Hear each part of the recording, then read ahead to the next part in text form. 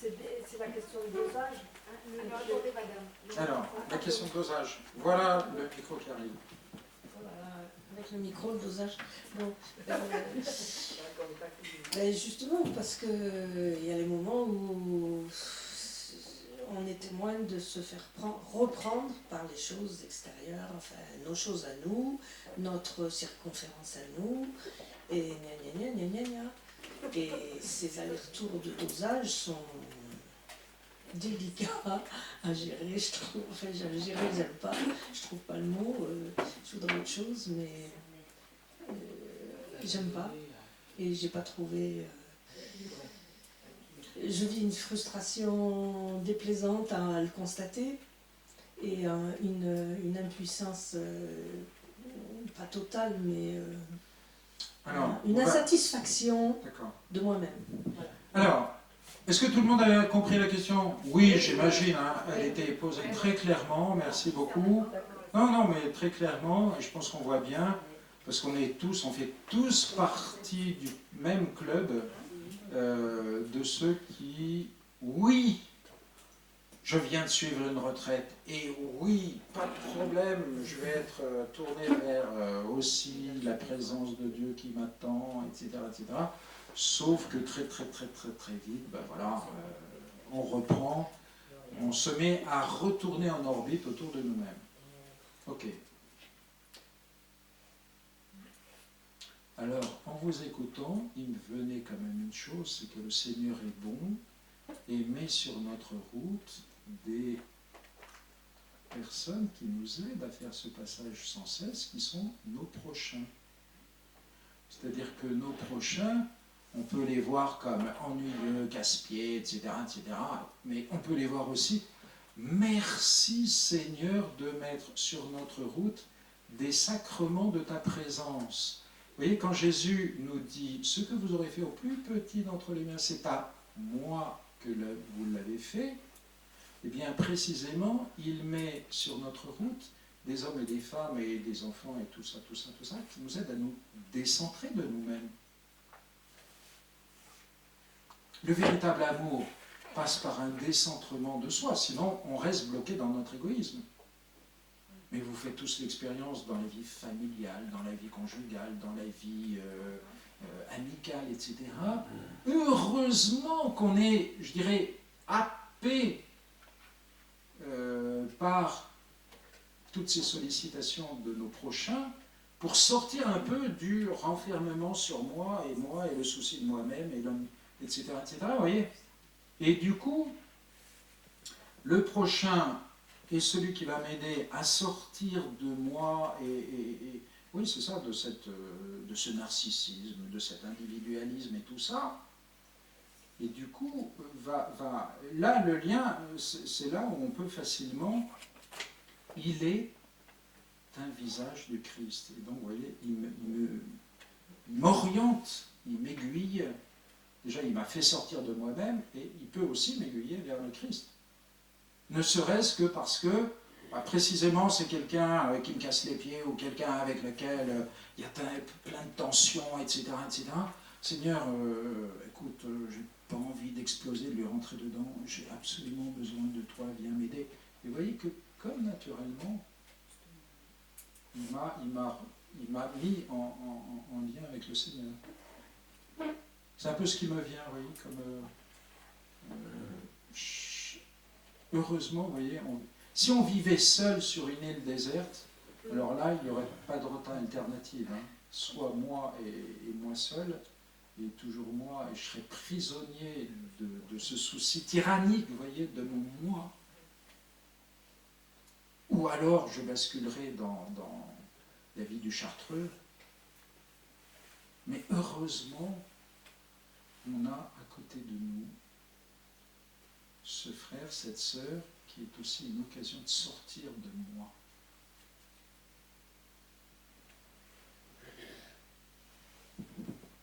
J'ajoute qu'à sa façon, Thérèse d'Avila avait une manière charmante de dire cela. Elle disait quand on est trop mal chez soi, il faut aller voir les autres. C'est assez... C'est très très juste. Hein. Et Thérèse de Lisieux a un peu la même... Je n'ai plus les mots en tête, mais... Teresa aussi. Et Mère Teresa aussi, bah ouais, ça, c'est clair.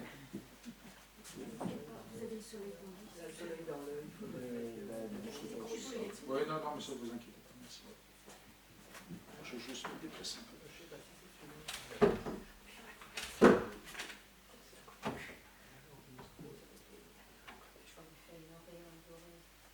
Il n'y a pas d'obligation contractuelle de rester ici dans cette pièce jusqu'à 16h30. Donc s'il n'y a pas de questions, c'est bien, on va retrouver notre liberté pour prier, lire, marcher, etc.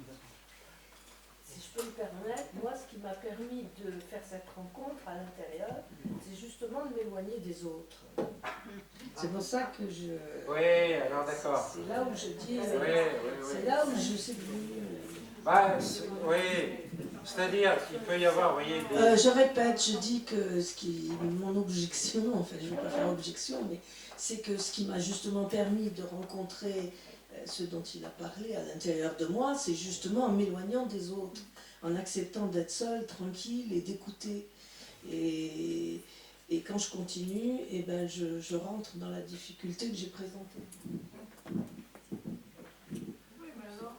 Si vous voulez, il peut y avoir des cas un peu dans la vie où il y a une telle situation de tension ou autre, hein, mais il y a des épisodes dans la vie dans lesquels l'autre devient vraiment un obstacle ou quelque chose. Imaginez que vous ayez une amitié toxique. Enfin, ça, vraiment, c'est le vocabulaire jeune. L'amitié toxique, évidemment, qui vous pousse à faire n'importe quoi, à vivre n'importe comment et à des comportements même dangereux pour vous, mais même qui déjà vous éloignent du Christ, bah là, le prochain n'est pas tout à fait un sacrement du Christ. Oui, mais il y a prochain et prochain, mais il y a aussi le tout autre. Et il y a la parole de Dieu qui peut nous conduire à découvrir d'autres horizons et d'autres personnes, parce que le prochain qui me rétrécit dans mon moi n'est peut-être pas le prochain qui m'aide à vivre avec le Christ et à vivre du Christ. Voilà, enfin, je sais pas, c'est chacun son chemin, chacun... et puis voilà, on n'a pas tous les mêmes, mais voilà, se tourner vers la parole de Dieu, quand on ne peut pas se tourner vers l'autre, ben peut-être que la parole de Dieu va nous conduire à d'autres. Voilà.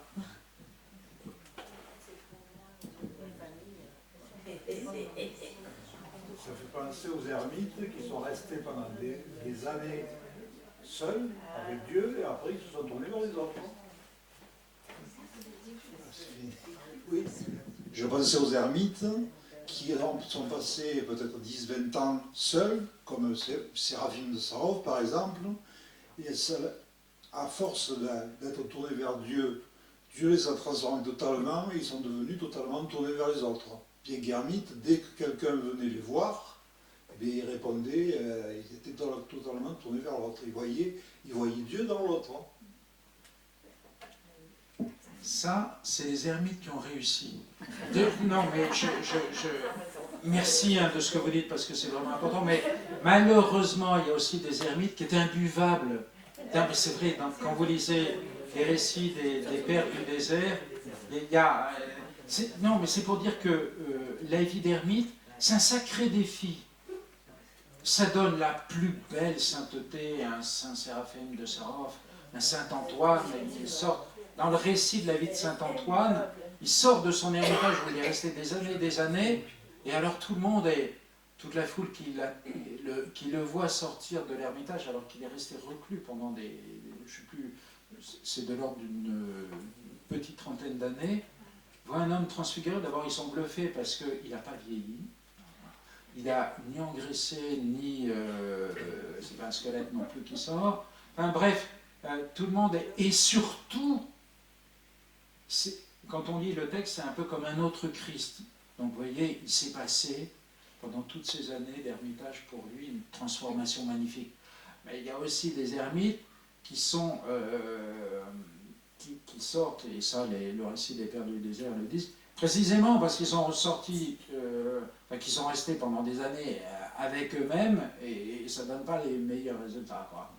Des gens imbuvables qui sont sûrs d'eux-mêmes, et puis malheureusement, l'expérience a mal tourné. Et vous savez, comme le vin, des fois, vous attendez un petit peu, ça donne le meilleur, et puis des fois ça donne du vin qui a tourné. Voilà. Il y a des ermites qui ont mal tourné. Pareil.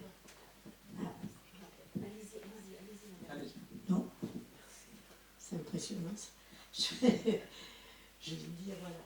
Moi, il me semble que,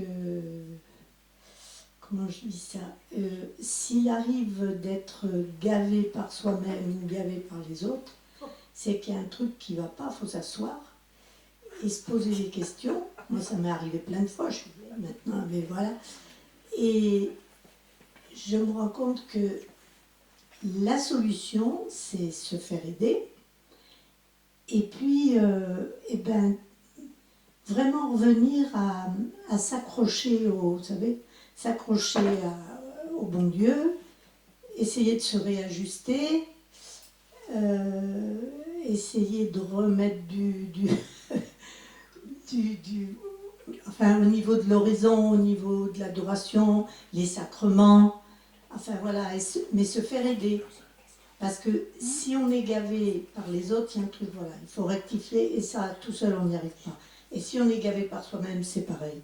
Je pense qu'il ne faut pas essayer comme la mouche dans le bocal de voilà, faire ça soi-même, de trouver des solutions soi-même. C'est le conseil que je donne.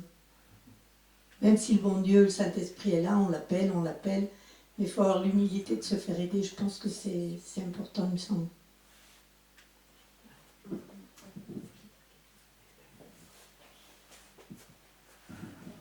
Alors moi, c'est pas une question, puisque vous avez permis aussi qu'on réagisse.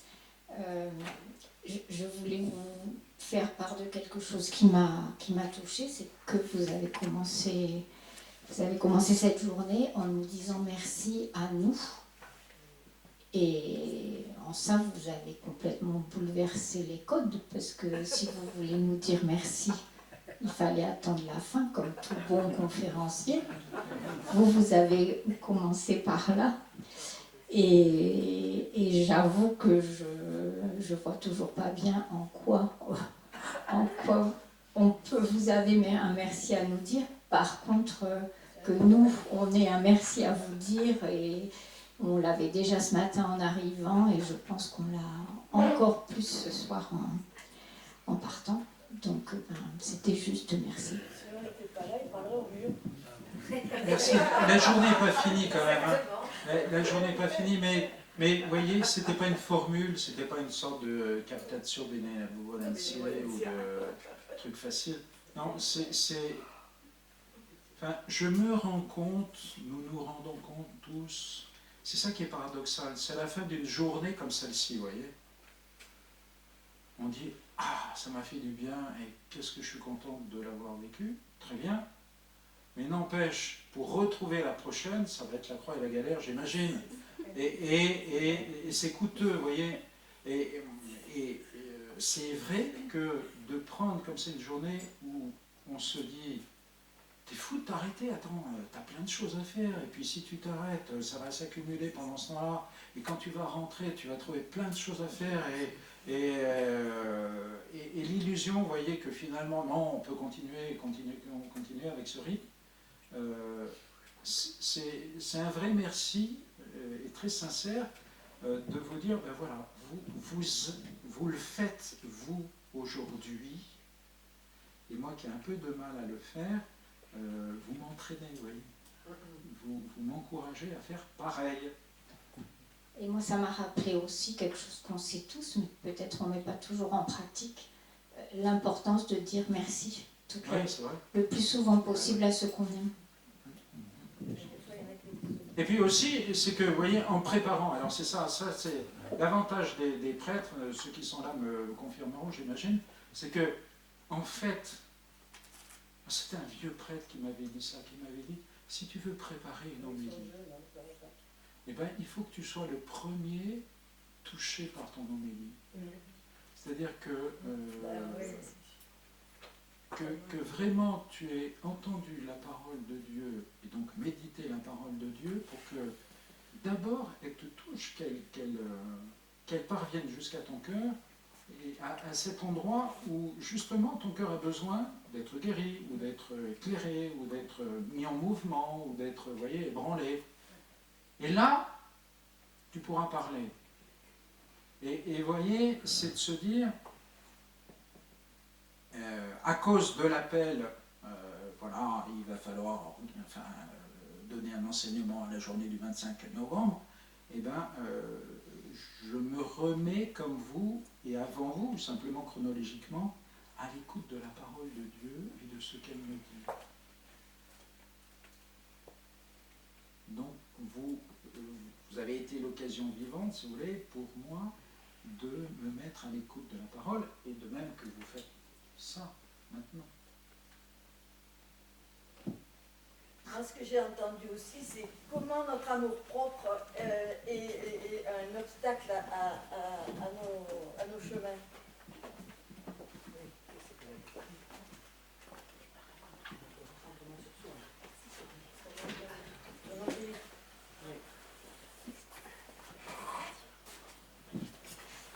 Madame, avant de partir, vous voulez donner votre témoignage? Je ne sais pas ce que vous voulez dire. C'était juste... Vous allez partir. Alors, rapidement.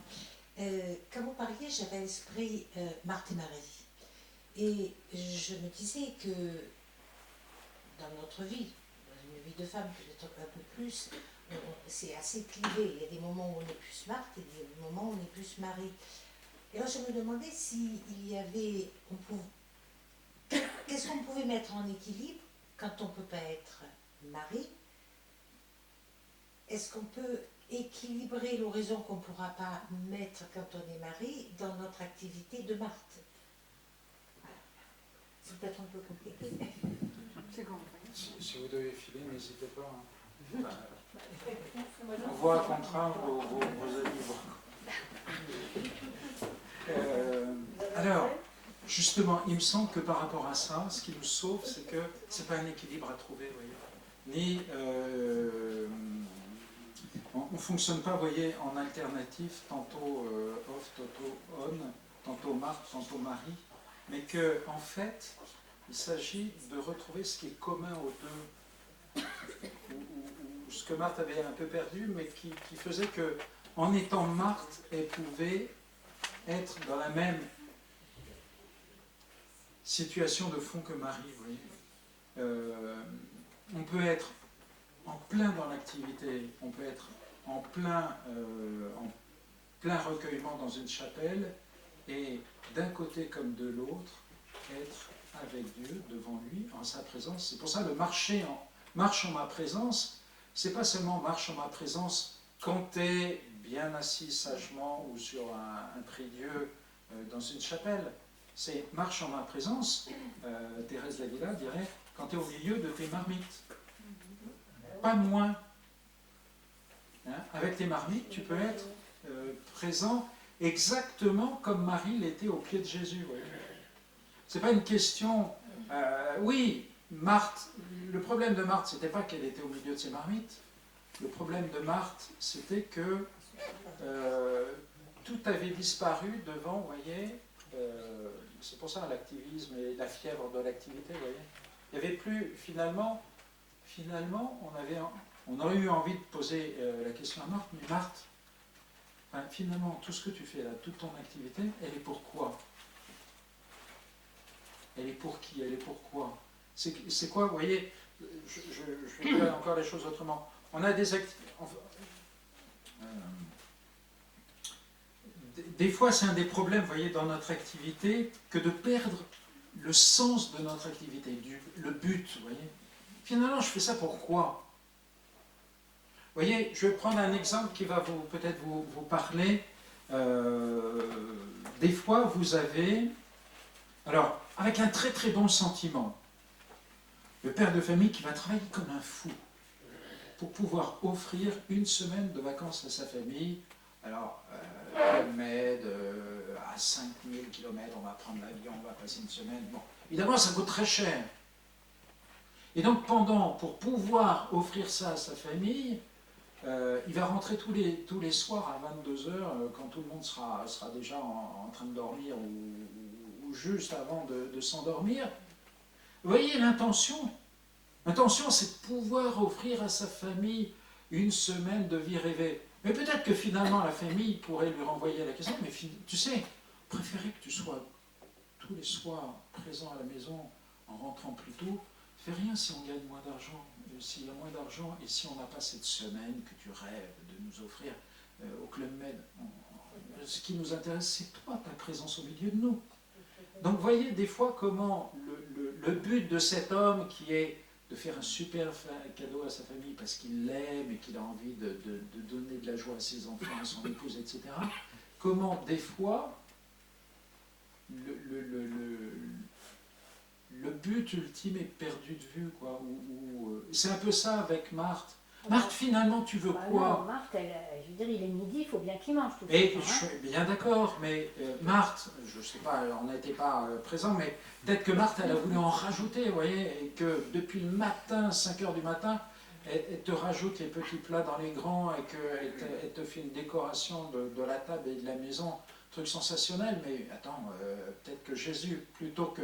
On ne sait pas, évidemment, donc chacun d'entre nous peut gloser et en rajouter, mais on sent bien que chez Marthe, vous voyez, le désir très légitime, et vraiment, Marthe, je m'incline devant toi, mais le désir très légitime de bien accueillir Jésus a peut-être fait qu'on perd de vue l'essentiel. Oui.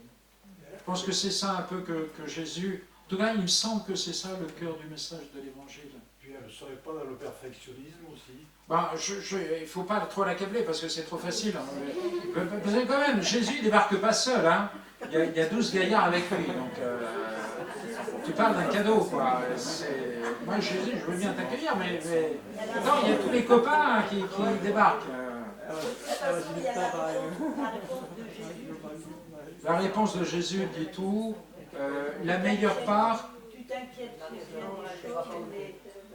alors, c'est un évangile piégeux, parce que je sais que c'est un évangile piégeux, parce que comme on n'a pas beaucoup d'éléments, on peut faire, vous voyez, on invente de part et d'autre, on rajoute, elle en a trop fait, et en fait, il ne fallait pas en faire tant et prendre du temps pour être avec Jésus, ou alors on dit, non, il y avait une seule réaliste dans toute la bande, c'était elle, parce qu'elle savait très bien qu'il fallait manger, et qu'il y avait 13 invités, 12 plus 1, qui débarquaient. Donc, mais voilà, une équipe de rugby à 13. Non, mais ça existe aussi, le rugby à 13.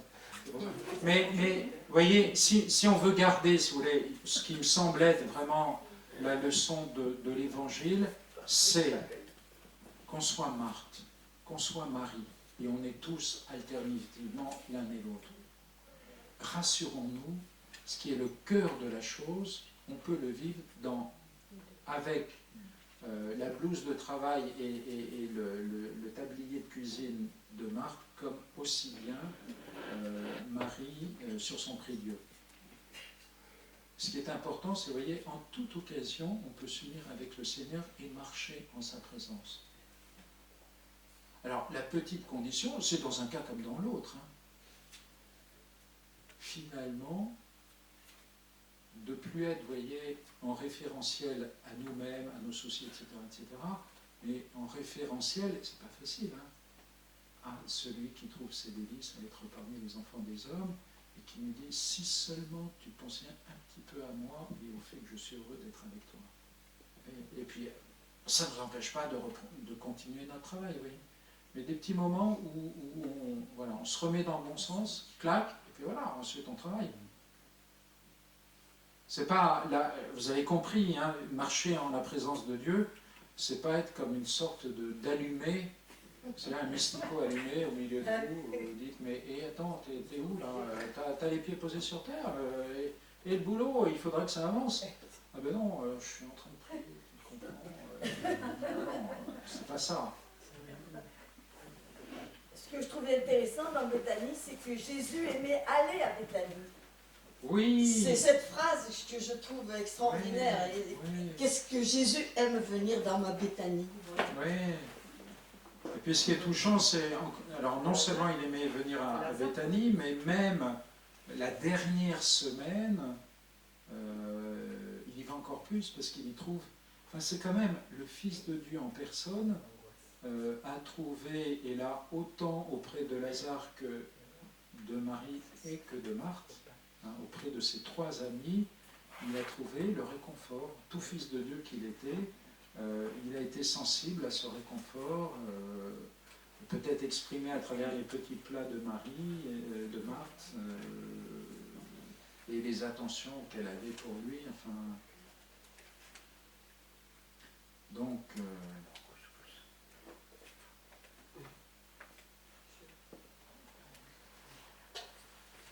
c'est délicat. eh oui, c'est délicat. Mais moi, je voulais remercier justement sur la liberté qui nous a été donnée. Parce que Je dis c'est délicat, parce que de toute façon, c'est justement ce que j'ai fait. J'ai pas respecté ce qu'on m'avait enseigné dans la formation d'oraison, qu'il fallait une mise en scène obligatoire, et répéter et tout, parce que c'est pas mon truc, et je me suis écoutée.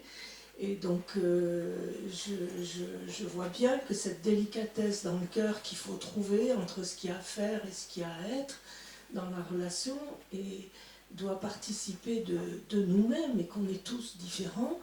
Seulement, c'est pas facile, parce que moi, je l'ai fait, je le faisais sur les arrêts de bus. J'ai dit, je suis disciplinée différemment, quoi. Et donc, je le fais, mais en le faisant partout. Après, je suis passée dans les reproches, oui, mais j'ai tout ça à faire et j'y arrive pas, et t'es pas venu m'aider, quoi. Enfin bon, et ça. Mais j'ai trouvé qu'aujourd'hui, le fait d'avoir le droit de pénétrer plus profondément dans la foi en pleine liberté d'organisation, c'est vraiment précieux. Parce qu'en général, c'est pas donné comme ça. Écoutez, tant mieux si vous avez eu le sentiment d'un climat de liberté. Ça voudrait dire simplement qu'on est ici fidèle à ce qu'écrit le Père Marie-Eugène quand il dit l'oraison n'a pas d'autre loi, que deux amours qui se rencontrent.